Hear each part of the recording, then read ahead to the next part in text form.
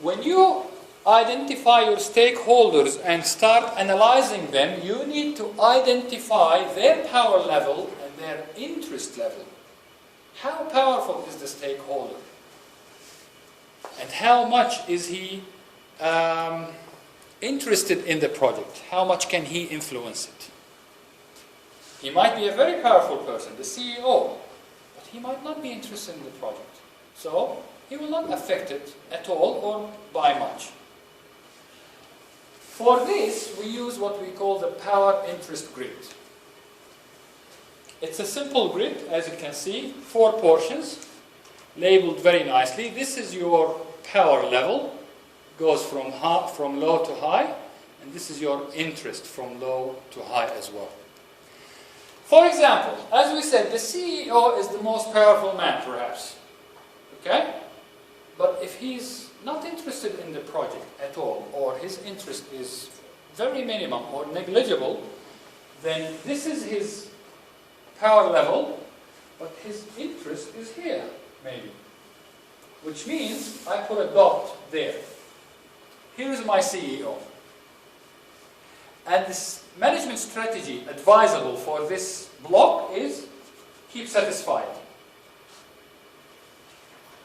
I have to keep him satisfied because he's a very powerful man, even though his interest is minimal, but he's a very powerful man. Same thing here, if the power is low and the interest is low, it falls within this block here, which means I should not spend too much time on this segment there of stakeholders, because they're not too interested in the project and they cannot really influence it by much, negatively or positively. So I monitor them. Why do I need to monitor them? Abdurrahman, why do you think I need to monitor stakeholders?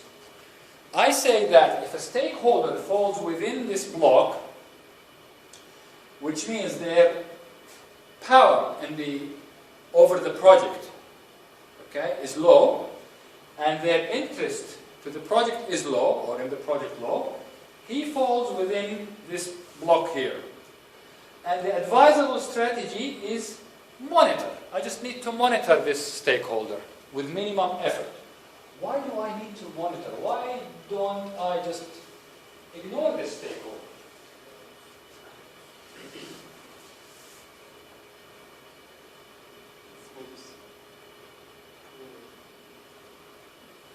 No idea? You can maybe so and you would be Aha, exactly. Things change, guys. The communication skills is communication you have to communicate. gets involved in everything in projects. I agree. What Faisal said is correct. Actually, this is the correct. This is what I mean. If Faisal is not powerful today, a year down the track or midway through the project, he might become my manager or the vice president or something like that, which means his power might increase. Now, if I don't monitor this stakeholder and he shifts from here to here and I ignore it, I'm asking for trouble. Correct? طبعا the same thing, the other way around could happen as well. His power might not change, but his interest might change. So keep monitoring, but with minimum effort. This guy here, that's high power and high interest. I have to manage closely. If he's interested in the project, I manage him closely by keeping him satisfied and keeping him informed all the time and discussing with him his expectations along the project, not only at the beginning of the project, that's it, I forget about it. No.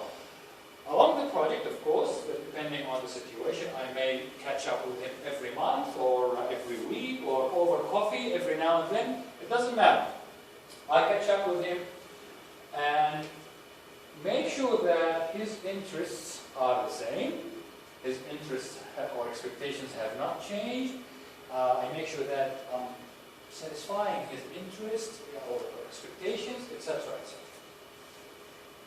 Okay?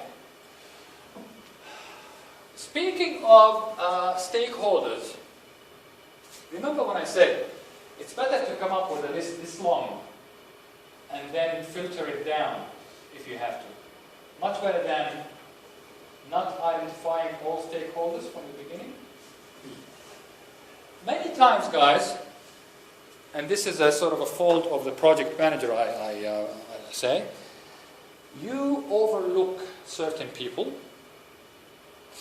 as stakeholders because at the beginning of the project, they had no interest in the project. They don't want to know about the project. Okay? And all of a sudden, their circumstances change and they become very interested. I call this the dormant stakeholder. They stay asleep, quiet, hidden. And then all of a sudden, they pop up and they say, hang on, wait. I don't want this to happen this way. I want it to happen that way. And that dormant stakeholder might change all your plans. He might destroy the project. And usually, of course, these dangerous dormant stakeholders are powerful.